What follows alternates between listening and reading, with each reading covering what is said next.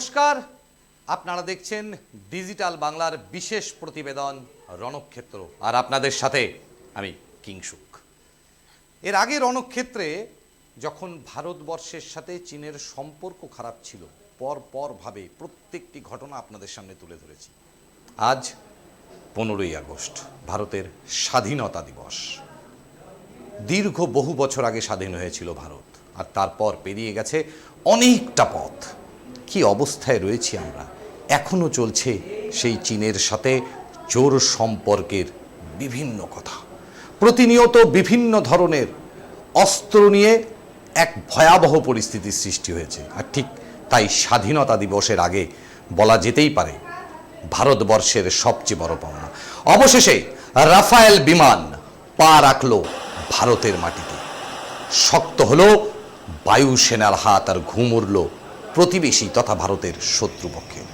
সারা বিশ্ব জুড়ে ভারত চীন সীমান্ত নিয়ে যুদ্ধের যে লেলিহান শিখা দেখতে পাওয়া যাচ্ছে, তা মনে করছে বিশেষজ্ঞরা। আর ঠিক সেই জায়গায় ভারতের কাছে এসে পৌঁছলো আকাশের রানী রাফায়েল বিমান।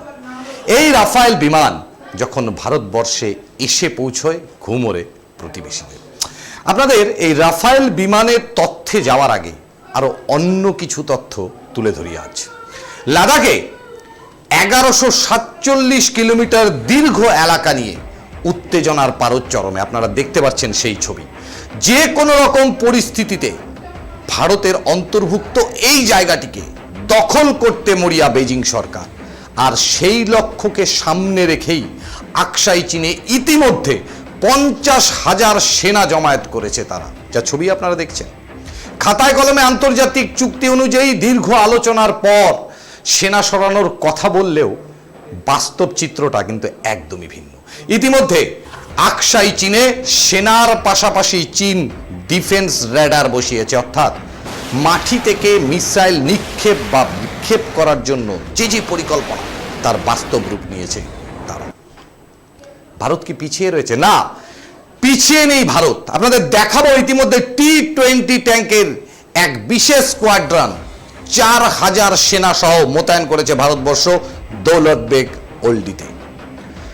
শাসকাগাম কারাকোরাম পাশের মধ্যবর্তী অংশ দিয়ে চীনা অগ্রাসন ঠেকানোর লক্ষ্যেই এই ব্যবস্থা ভারতে। কারাকোরাম পাশের দক্ষিণে ছিপছাপ নদীর ধারে 16,000 ফুট উচ্চতায় ভারতের সব থেকে বড় সেনা ছাউনি, অর্থাৎ শেষ সেনা ছাউনি। 46 টনের এই ট্যাঙ্কি নিয়ে যেতে তাই তারা নদীর যে সমস্ত জায়গায় জল কম, সেইখানে পৌঁছে দেওয়া হচ্ছে তার নির্দিষ্ট লক্ষ্যের। পাশাপাশি এপিসি অর্থাৎ সেনাবাহিনীর সশস্ত্র গাড়ি যা তাকে পৌঁছে দেয় তার নির্দিষ্ট জায়গায়।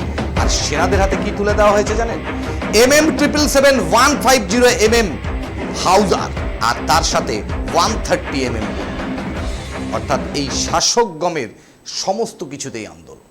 শাসকগমে ইতিমধ্যে 36 কিলোমিটার রাস্তা তৈরি করে ফেলেছে চীন।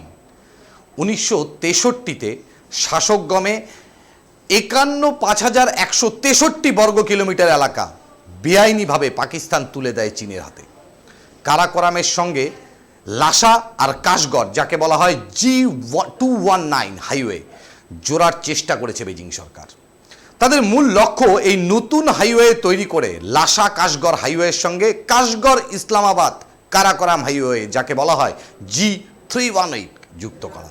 আর তা যদি চীন করে উঠতে পারে, তাহলে সিয়াচিনে ভারতের যে পোস্টগুলি রয়েছে তার উপর তার নাগাল চলে আসবে, দক্ষতা চলে আসবে। এটা আশঙ্কা প্রকাশ করছে গোয়েন্দা মহল। আসলে চীনের মূল লক্ষ্য দৌলতবেগ ওল্ডিকে ভারতবর্ষের মানচিত্র থেকে বিচ্ছিন্ন করে দেওয়া। এর আগে কার্গিল ওয়ারের সময়ও তারা তাই করেছিল। মেইন যে আমাদের হাইওয়ে, যেখান দিয়ে সেনার সমস্ত খাদ্য থেকে শুরু করে যা যায় তাকে ওরানোই মূল লক্ষ্য ছিল। এবারও দৌলতবেগ ওল্ডিকে ভারতবর্ষের মানচিত্র থেকে বিচ্ছিন্ন করে দেওয়ার কথা, আর সে কথাই বারবার সতর্ক করেছে প্রতিরক্ষা বিশেষজ্ঞরা। ইতিমধ্যে ভারত সরকারের পক্ষ থেকে 29শে জুন চীনের 59টি অ্যাপকে বাতিল করা হয়। এরপর জুলাই মাসে আরো 47টি এবং কিছুদিন আগে 15টি অ্যাপ বাতিল করে ভারত সরকার। আর তাতেই মাথা ঘুরে গেছে বেজিং সরকারের। শেষ ব্যান্ড হওয়া 15টি অ্যাপের মধ্যে গুরুত্বপূর্ণ এমআই ব্রাউজার অ্যাপ, কারণ রেডমি থেকে অন্যান্য ফোনগুলিতে এটি ইনবিল্ট থাকে। ফলে ভারতের এই সিদ্ধান্তের প্রতি অসন্তোষ প্রকাশ করেছে। পাশাপাশি দেশের সার্বভৌম ও সুরক্ষার কারণেই এই পদক্ষেপ বলে জানিয়েছে ভারতবর্ষের সরকার। এই অবস্থার মধ্যে খুব দ্রুত ভারতের নৌসেনা পেতে চলেছে 24টি MH-60, যাকে রোমিও হেলিকপ্টার বলে। যুদ্ধে অত্যন্ত পারদর্শী ও ক্ষুরধার এই হেলিকপ্টার যদি ভারতীয় নৌবাহিনীর হাতে এসে পৌঁছয়, সেক্ষেত্রে আরও একবার রাতের ঘুম শেষ হবে বেজিং সরকারের।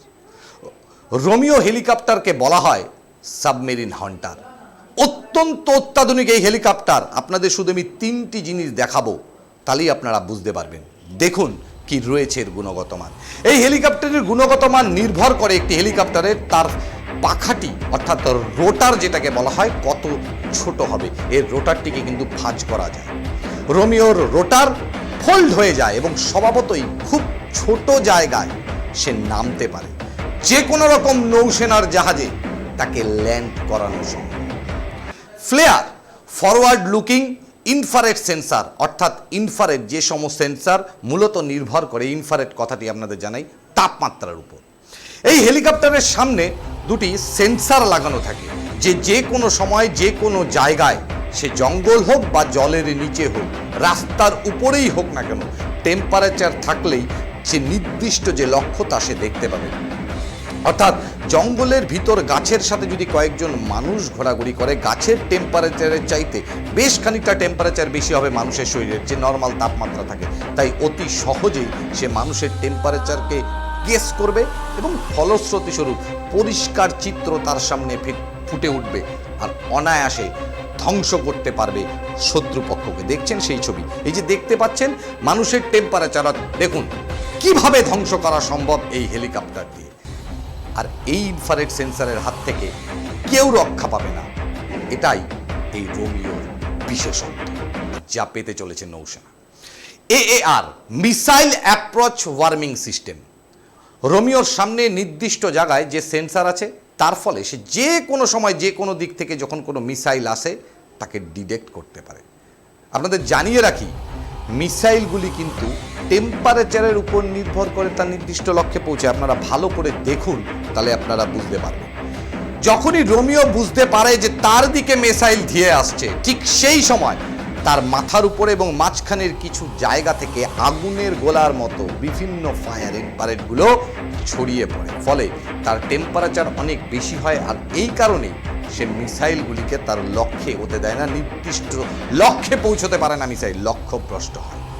যা হেলিকপ্টারের টেম্পারেচার থেকে অনেক বেশি, সে কারণেই লক্ষ্যভ্রষ্ট হয়। স্বভাবতই বায়ুসেনার পাশাপাশি নৌসেনাতে রোমিওর অন্তর্ভুক্তি বেজিং সরকারের বাকি ঘুমটাও কেড়ে নেবে বলে মনে করছে প্রতিরক্ষা দপ্তর। রোমিওকে সাবমেরিন হান্টার বলা হয় কেন জানেন? দেখব সেই প্রতিবেদন।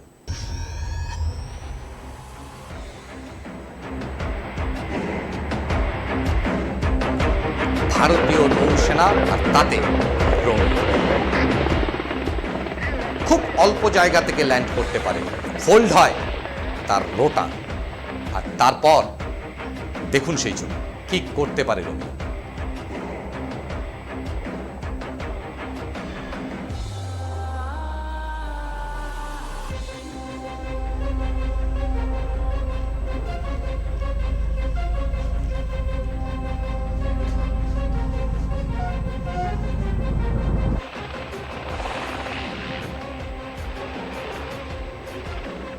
দেখুন রোমিও কিভাবে সাবমেরিনকে ধ্বংস করতে পারে।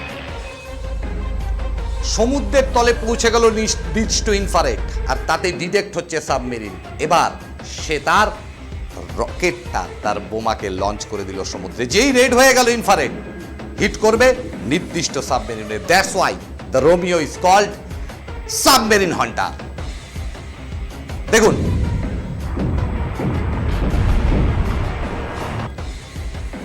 অসাধারণ দক্ষতার এই রোমিও পেতে চলেছে নৌসেনা।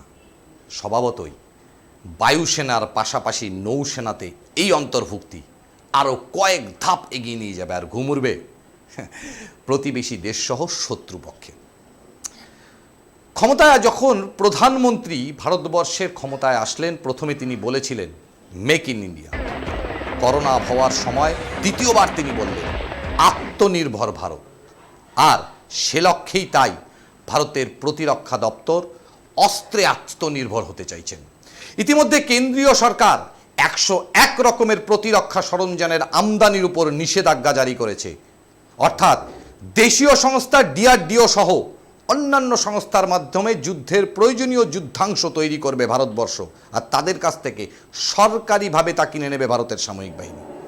বিশেষজ্ঞরা মনে করছেন লকডাউনে যখন অর্থনীতির তলানিতে ঠেকেছে, ঠিক সেই সময় এই সিদ্ধান্ত দেশীয় শিল্প ও দেশীয় অর্থনীতিতে বেশ খানিকটা বুস্ট করবে, এগিয়ে নিয়ে যাবে।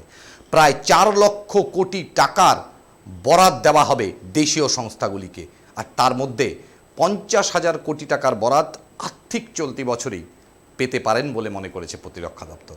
এ বিষয়ে ভারতের প্রতিরক্ষা মন্ত্রী রাজনাথ সিং টুইট করেছেন। তিনি জানিয়েছেন 101 রকমের প্রতিরক্ষা সরঞ্জামের উপর নিষেধাজ্ঞা 2024 সালের মধ্যে ধাপে ধাপে কার্যকর করা হবে।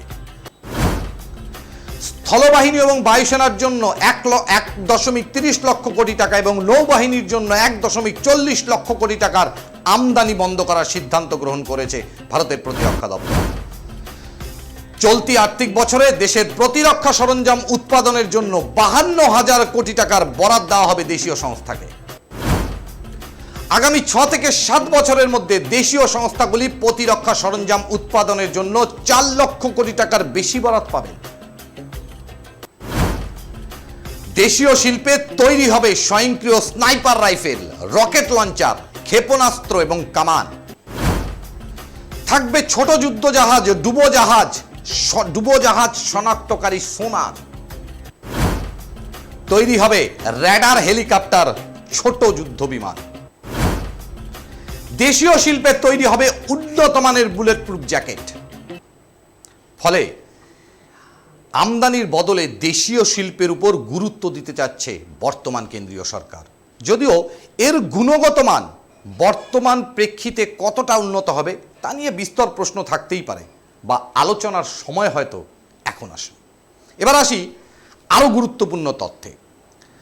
ভারতে এসে পৌঁছেছে রাফায়েল বিমান, যাকে আকাশের রানী বলা হয়। আপনারা সেই ছবি দেখছেন, সুখোই স্কট করে নিয়ে আসছে রাফায়েলকে।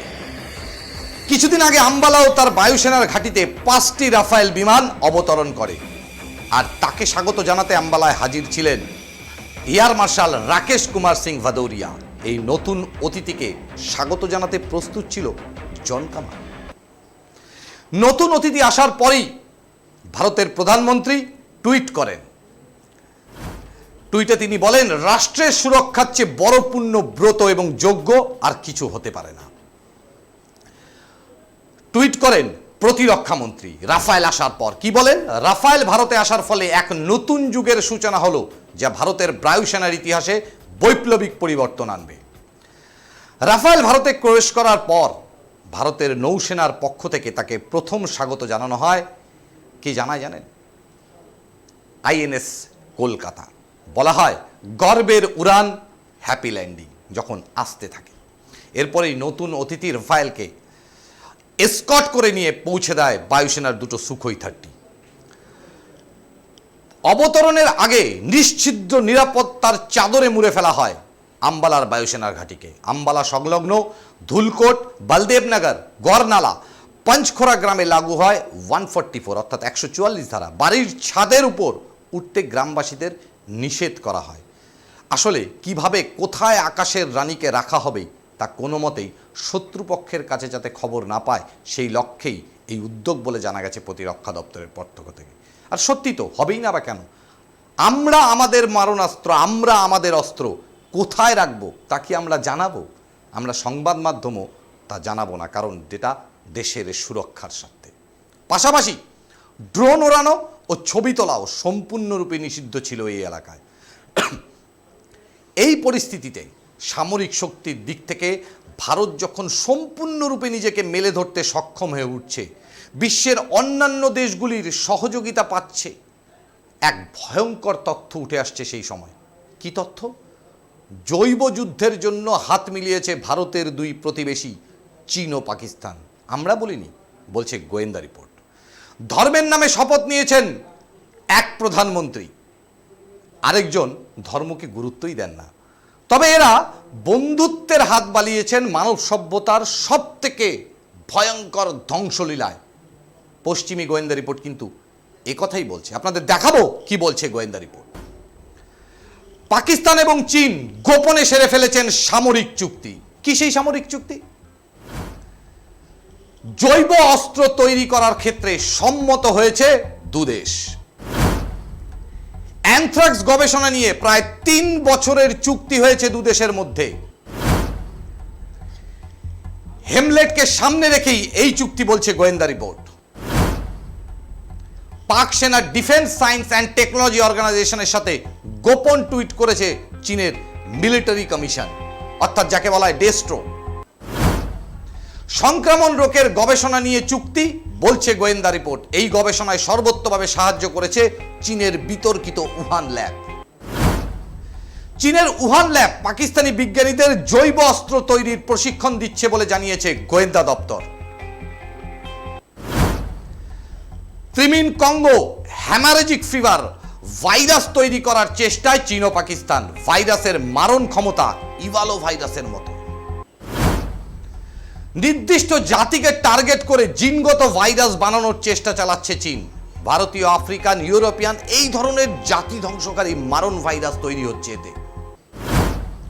গোয়েন্দা রিপোর্ট অনুযায়ী এই ভাইরাসের পরীক্ষা চীন তার দেশের বাইরে করতে চায়। পাকিস্তানকে তাই ব্যবহার করতে উদ্যত বেজিং সরকার। কি ভয়ঙ্কর তথ্য সামনে এসছে যা পশ্চিমী গোয়েন্দা রিপোর্ট আমাদের দিয়েছে। এ তো সত্যি পৃথিবীর মানব জাতির জন্য এক ভয়ঙ্কর খবর। প্রশ্ন হচ্ছে, এখানে যদি পাকিস্তান এই ভাইরাসের প্রয়োগ করে তাহলে তার লক্ষ্য অবশ্যই এবং অবশ্যই হবে ভারতবর্ষ। চীনের ক্ষেত্রেও এই লক্ষ্য এই মুহূর্তে ভারতবর্ষ। অর্থাৎ গোয়েন্দা রিপোর্ট অনুযায়ী যে তথ্য সামনে এসেছে তা নিয়ে চিন্তার ভাঁজ পড়েছে বিশ্বজুড়ে। পাশাপাশি যে ল্যাবগুলিকে এই পরীক্ষার জন্য ব্যবহার করা হচ্ছে তার পরিকাঠামোগত বা গুণগত মান অত্যন্ত খারাপ। ফলে সেখান থেকেও ছড়াতে পারে এই মারণ ভাইরাসের প্রকোপ বলে মত প্রকাশ করেছেন গোয়েন্দারা। উহান প্রদেশ থেকে সৃষ্টি হওয়া করোনা ভাইরাসের সংক্রমণ ইতিমধ্যেই বিশ্বজুড়ে ত্রাহি ত্রাহি রব। সেই পরিস্থিতিতে চীন ও পাকিস্তানের এই জঘন্য ষড়যন্ত্রের শিকার আগামী দিনে কি শুধু ভারতবর্ষ নাকি অন্য দেশগুলো রয়েছে? ফলে এক চিন্তার কালো মেঘ সৃষ্টি হয়েছে এই জঘন্য রকম কর্মসূচিকে নিয়ে। যদিও এই ধরনের গোয়েন্দা রিপোর্টে ভীত নয় ভারতবর্ষ। আজ স্বাধীনতা দিবস। দীর্ঘ লড়াই সংগ্রাম আত্মবলিদানের মধ্যে দিয়ে ভারতের স্বাধীনতা যোদ্ধারা এই স্বাধীনতা দিয়ে দিয়েছে আমাদের। তা কেউ যদি স্বাধীন ভারতকে চোখ রাঙানি দেখায় তার উত্তরও দেবে ভারতের বীর সেনানীরা। দেবে প্রতি মুহূর্তে। কি জানেন? ইট কা জবাব পত্থর সে। ভারতের প্রতিবেশী দেশের সরকাররা যেন এ কথা না ভাবে যে ভারত ভীত সন্ত্রস্ত। তাহলে তাদের জানিয়ে রাখি ভারতীয় বীর সেনানীদের পরাক্রমের কথা। White wash, Kargil, surgical strike, Meghdoot হয়তো চাঁদের চিরকালের মতো ঘুমে ঘুমিয়েও মনে পড়বে। আসুন না দেখি সেই ছবি।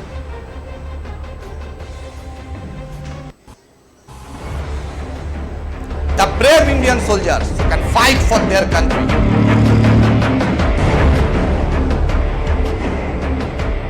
And we are proud to our soldiers and we are proud for our country.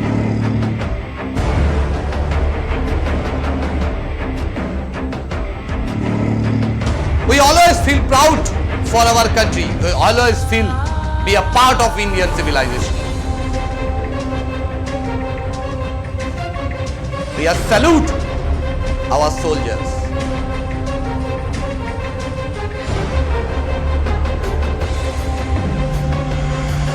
We are not far from away from anyone from any country. We are the strength. We are the hero. And we are everything because we are Indian.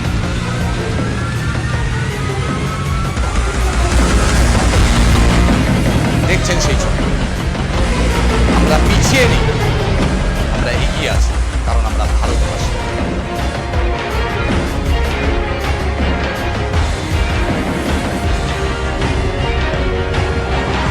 আমরা ভয় পাই না কিছুকে। আপনাদের জানিয়ে রাখি আমরা বন্ধুত্বে বিশ্বাস করি।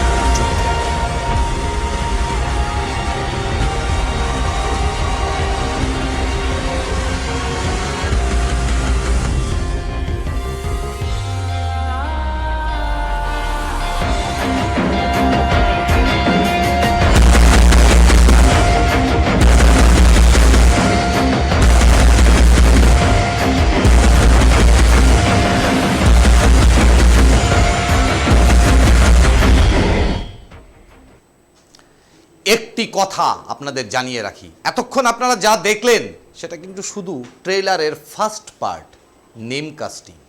যদি প্রতিবেশী দেশরা মনে করেন যে পুরো সিনেমা দেখবেন, আমরা তৈরি।